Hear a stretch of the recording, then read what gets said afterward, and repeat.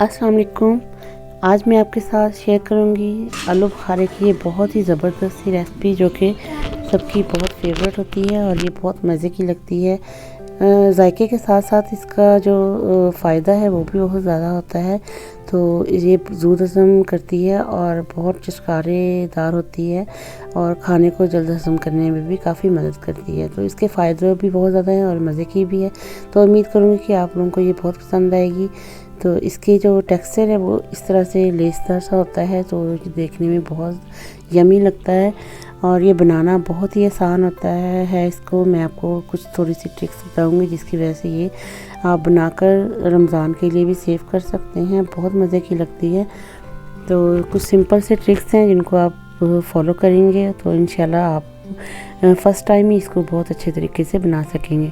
तो इसके लिए मुझे जो इंग्रेडिएंट्स चाहिए थे वो ये सबसे पहले मैं आपको दिखा रही हूँ। ये ड्राई फ्रूट्स हैं, ऑप्शनल हैं इसमें, और ये कलर ड्राई फ्रूट कलर है और चीनी है। चीनी मैंने उतनी ही ली है जितनी मैंने आलू बुखारे की क्वांटिटी ली है। यहाँ पे 1 पाव मेरे पास आलू बुखारा था और ये फ्रेश था, बहुत ज़्यादा ड्राई नहीं था। इसको मैंने आधा घंटा भिगो के रखा है गर्म पानी में, पहले वॉश कर लिया था। और ये इलायची का एसेंस है, आप फ्रेश इलायची भी इस्तेमाल कर सकते हैं।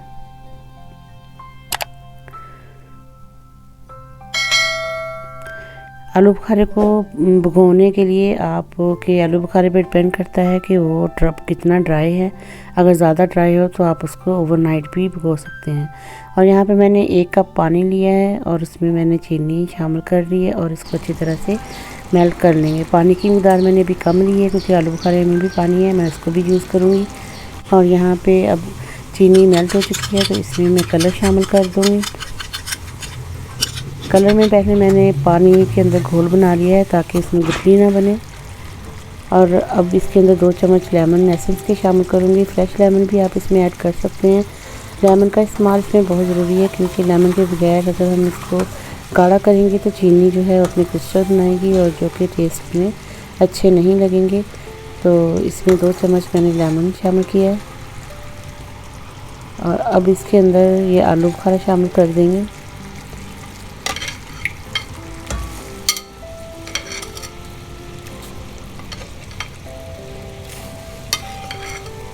बहुत जल्द तैयार हो जाती है, ये बहुत मज़े की लगती है और आप इसको ज़रूर ट्राई कीजिएगा। तो इसको मैंने सारे आलू बुखारे को इसके अंदर शामिल कर दिया है और अब इसके अंदर एक उबाल आएगा।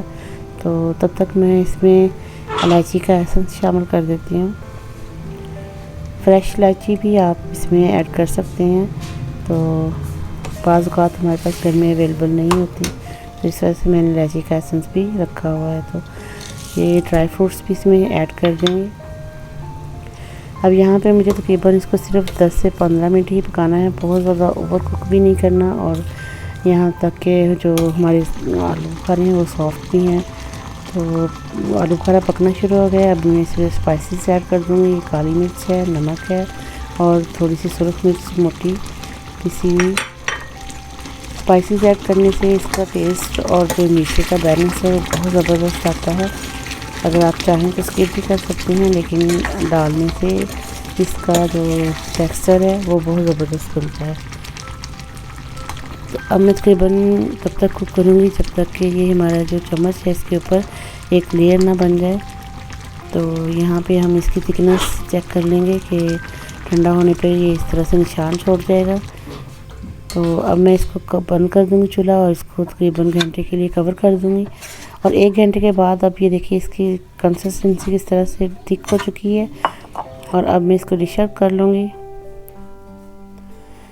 आलू बुखारे की चटनी सबको बहुत पसंद होती है, तो आप इसको बनाइए। तो ये देखिए इस तरह से इसके आलू बुखारा जो है हमारा बिल्कुल टूटा भी नहीं है और इसमें जो इसका जो सॉस है वो भी बहुत लिक्विड सा बना है, तो जो कि इसकी परफेक्टनेस होने की निशानी है। तो उम्मीद करूँगी आप लोगों को ये रेसिपी बहुत पसंद आएगी। रमज़ान में इसको ज़रूर बनाइएगा और ट्राई कीजिएगा। ये मेहमानों के सर्व करने के लिए भी बहुत ज़बरदस्त मीठे के तौर पर आप इस्तेमाल कर सकते हैं। तो आप इसको इस तरह से शीशे के जार में भी डालकर सेव कर सकते हैं। 3 से 4 माह के लिए ये बिल्कुल ख़राब नहीं होती है। तो उम्मीद करूँगी कि आप लोगों को ये रेसिपी बहुत पसंद आएगी। अगर आपको रेसिपी पसंद आई तो प्लीज़ कमेंट में अपनी राय का इज़हार ज़रूर कीजिएगा। अल्लाह ताला सबकी रिज़्क़ में इजाफ़ा फरमाए और सबको अपने हिफ्ज़-ओ-ईमान में रखे। आमीन। अल्लाह हाफ़िज़।